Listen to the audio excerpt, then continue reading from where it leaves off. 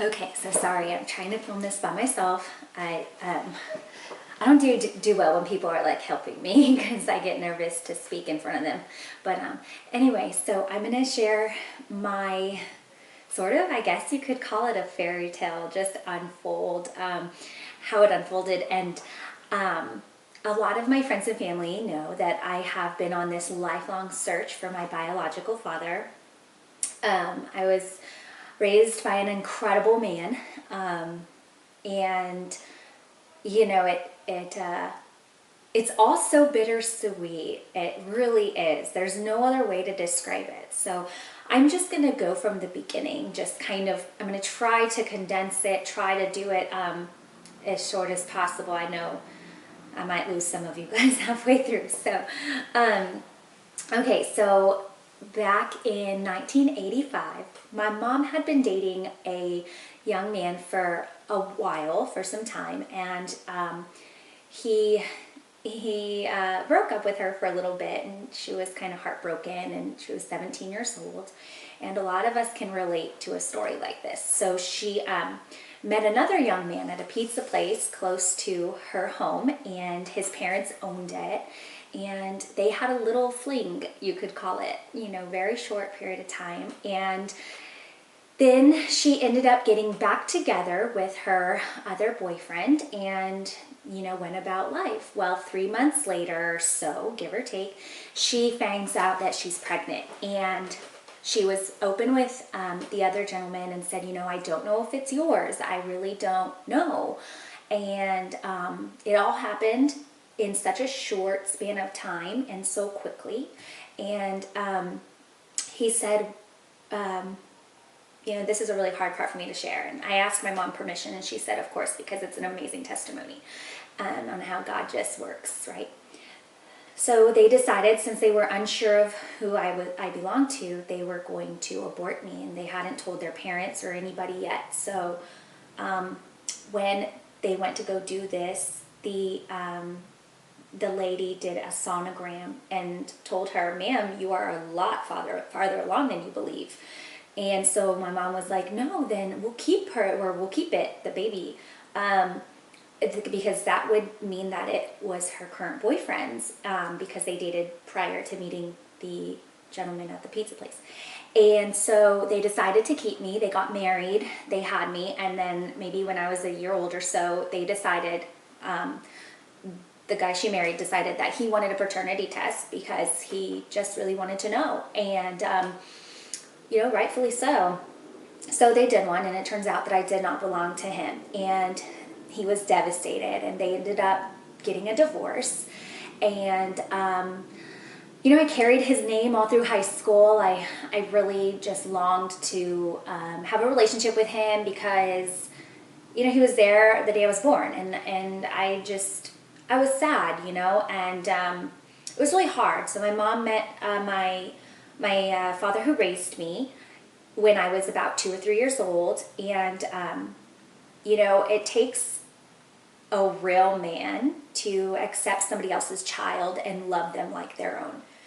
And he did this for me. The thing he always tells me is we chose each other. And it's so sweet, and it's so true. And I'm forever grateful to him and the life that he provided for me and my mom. And the gift that I've got with them being together is my brother Kyler, and I'm so close to him, and I adore him. And I also got to grow up with my stepbrother Chris, and that was awesome. And so I had 2 brothers growing up, and I had a really good childhood. I had everything that I needed, and I'm grateful for that.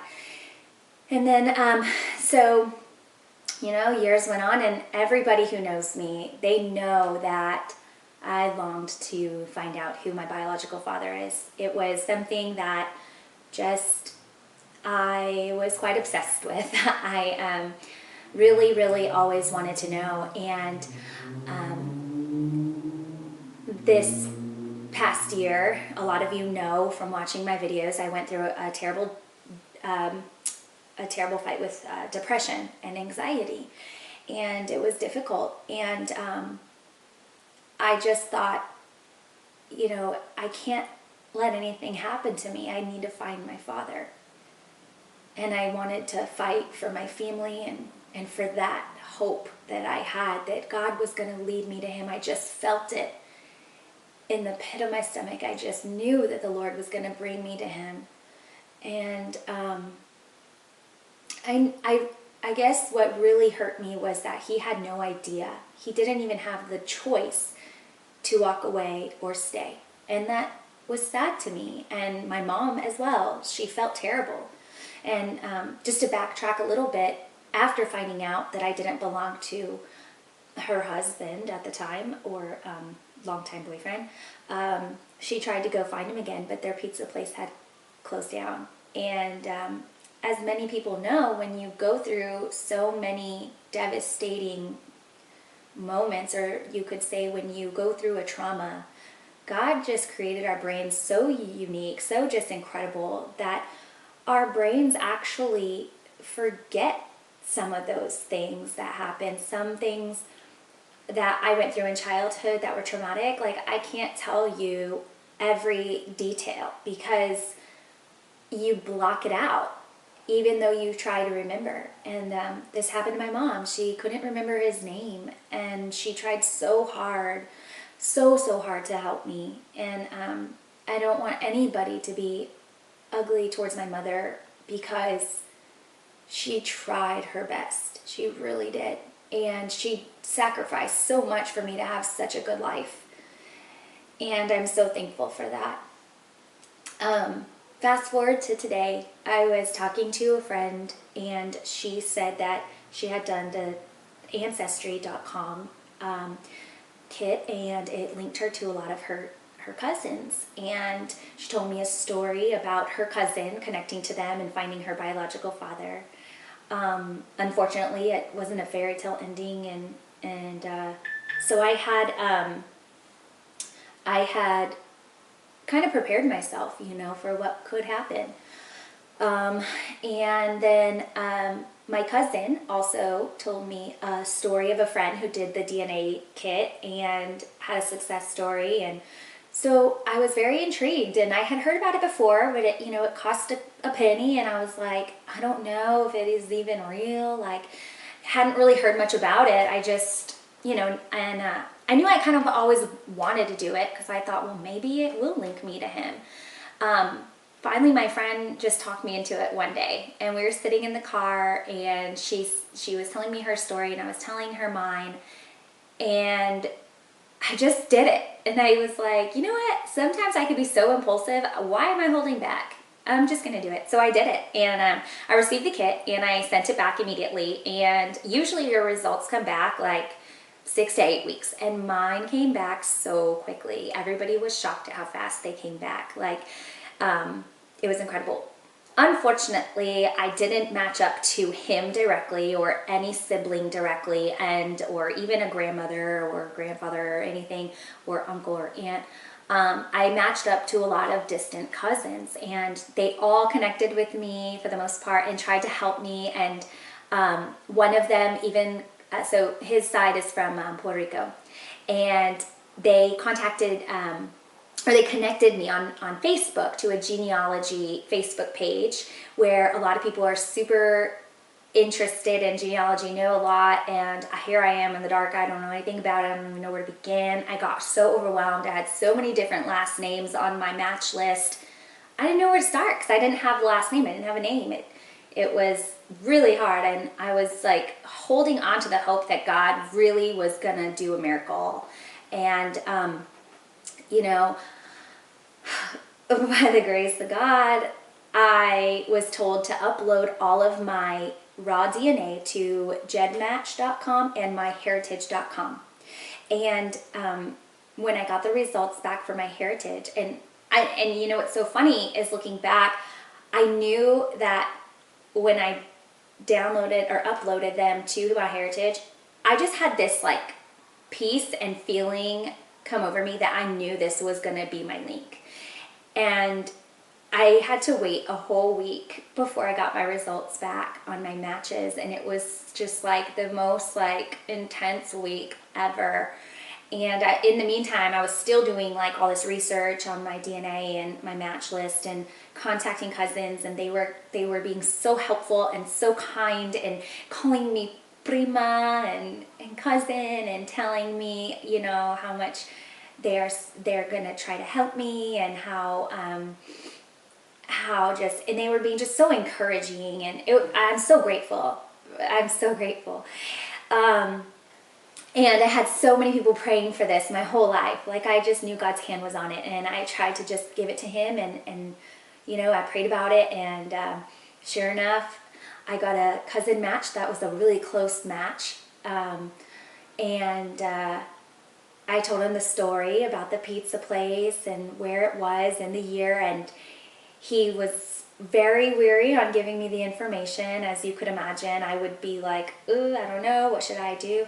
But he did. He gave me a name of a set of twins that matched the age of my mother, and their parents had owned a pizza place in the same city that I was looking at, around probably the same time that he was assuming, because he wasn't quite sure.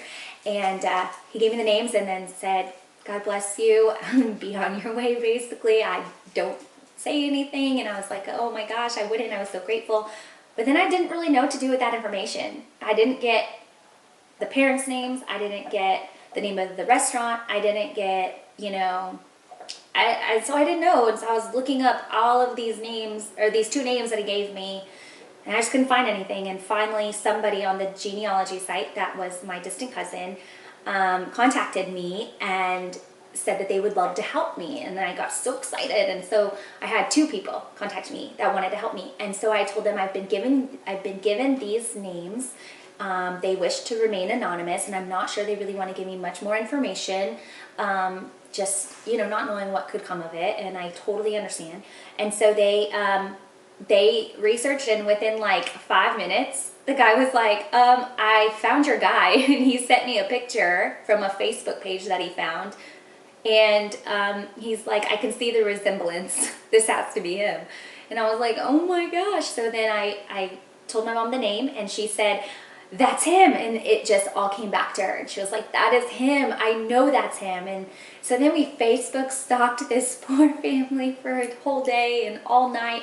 I decided the next morning, that morning, I actually sent him a message describing the story, how they met, and just asking if it sounded familiar, if I could possibly be his or his siblings, and you know, just kind of explained everything. Well, he didn't get it till the next day, so that whole night we were just Facebook stalking, and we were trying to figure things out. And it turns out the next day he reads it, and he was so happy, and he calls me and he's like, I'm your dad. And it was just like, what? I'm listening to my dad. Like, this was so bizarre. It was just so surreal. It was like, I can't believe it. And so we talked and we FaceTimed, and he told me I have 8 brothers. One very close in age to me, a 17-year-old, a set of twins, and 2 adopted little babies. And I think there's another one in there. I still need to learn all their names and everything, but they were so welcoming and so incredible. And immediately he said, please go see my parents. They still live by you. And so he called them and told them, and they were so ready to meet me. We packed up, and within an hour and a half of them knowing I was at their house, and they were sharing stories and pictures and trying to tell me about family, and it turns out that he, all his life, really wanted a girl, and so he got his girl, and I am so excited to meet him. I cannot wait, and I'm gonna videotape that and post it on here as well, so everyone can see the joyous moment. I'm so excited. I just want to thank everybody who has encouraged me, who has been there for me, who has raised me, who has played a part in raising me. I had an amazing godfather who stood by my side and really encouraged me every day growing up. I mean, he just was there for every birthday, every special event. I mean, he was really there for me growing up, and I'm so grateful for him. And then my father who raised me was incredible and just made sure I had everything I needed. My mom, she was a great mom to me, and and just always so transparent, and just always trying to just be there if I needed to talk about it. It was hard for her, and she wanted me to find him. She really did.